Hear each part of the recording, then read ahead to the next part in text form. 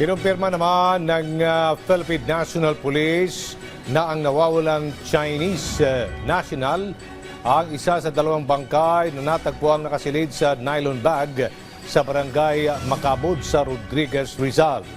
Batay sa pagkakakilanlan na binigay ng PNP, lumalabas na isang Anson Tan at ang driver nitong si Armani Pabilio ang natagpuang mga bangkay.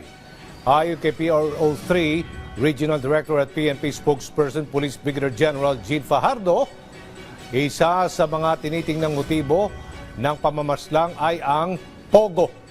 May mga sinusundang lead na umano ang PNP at malaki rin ang posibilidad ng grupong nasa likod nito'y may kinalaman sa iba pang kidnapping incidents.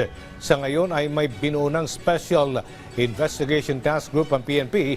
Sa batala, kinumpirma ng PNP na sinibak na rin sa pwesto ang hepe ng PNP Anti-Kidnapping Group na si Police Brigadier General Elmer Ragay. Siya po'y pinalitan ni Police Colonel David Nicolas Poclay.